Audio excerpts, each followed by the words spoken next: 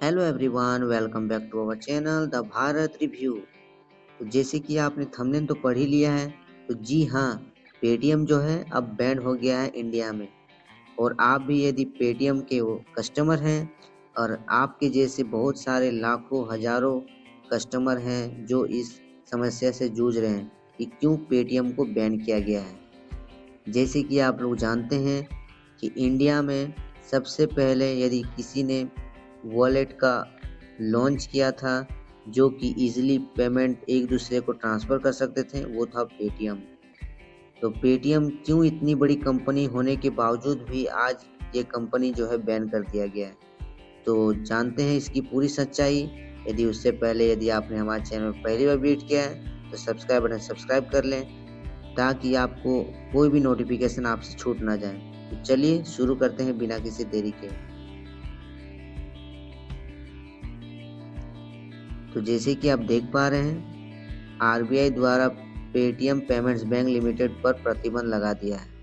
ये प्रतिबंध क्यों लगाया है, बिना स्किप किए पूरा वीडियो कंप्लीट देखें। यदि आप एक भी स्टेप छोड़ दोगे तो आप पूरा कंप्लीट जानकारी नहीं ले पाओगे।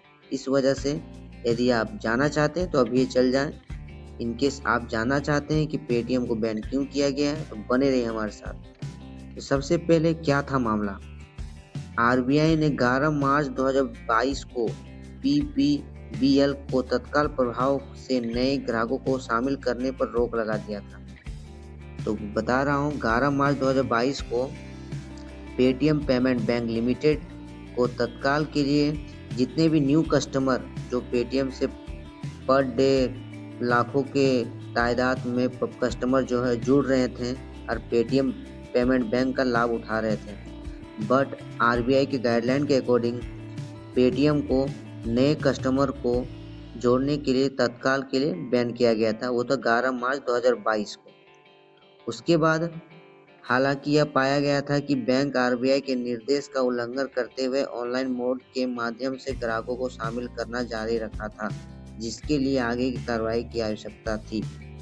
तो जैसे कि आपने देख लिया है, उसके बाद आरबीआई द्वारा प्रतिबंधित सेवाएं क्या क्या आरबीआई द्वारा इस पेटीएम को बैन किया गया है, जो कि ये सुविधा अब पेटीएम नहीं दे सकता है। वो क्या क्या है।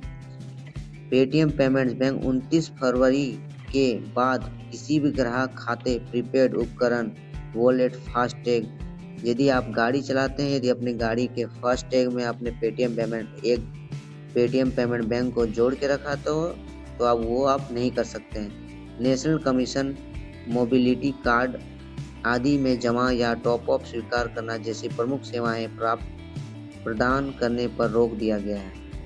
अब आप ये सुविधा नहीं कर सकते हैं, जैसे कि यूपीआई, आईएमपीएस, एईपीएस, बीबीबीओयू, जितने भी इस सब ट्रांजेक्शन जो ट्रांसफ़र करते थे, ये सारी सेवाएं जो है आरबीआई द्वारा इसे बैन कर दिया गया है।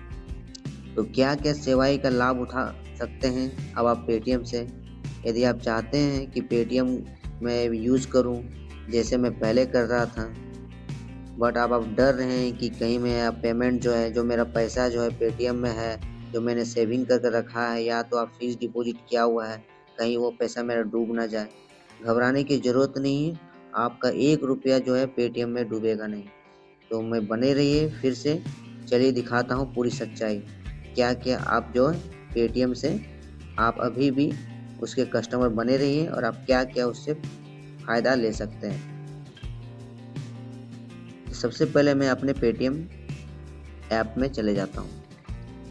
पेटीएम ऐप जैसे आप ओपन कीजिएगा, आपको फर्स्ट में ही ऑप्शन शो करेगा योर पेटीएम ऐप, जैसे कि दिखा रहे हैं, your Paytm app is working and will keep working as usual beyond 29 फरवरी।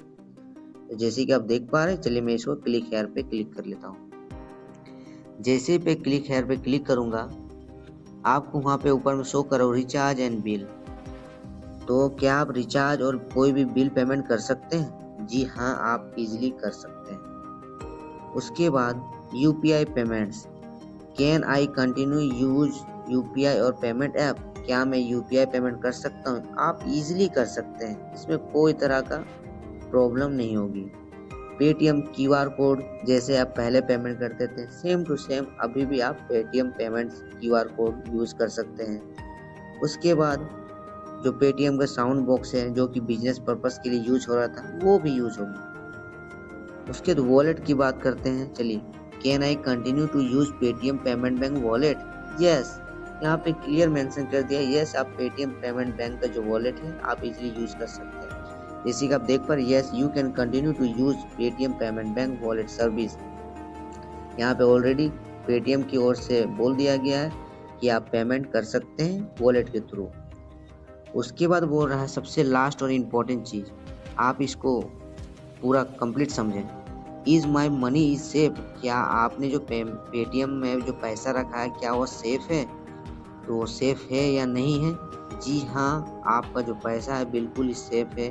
यदि आप 29 तारीख के बाद भी यदि आप पेमेंट निकालना चाहते हैं तो आप इजीली पेटीएम ऐप से पैसा निकाल सकते हैं। लेकिन आप 29 तारीख के बाद 29 फरवरी के बाद आप कोई भी नया पेमेंट एक्सेप्ट नहीं होगा पेटीएम बैंक में।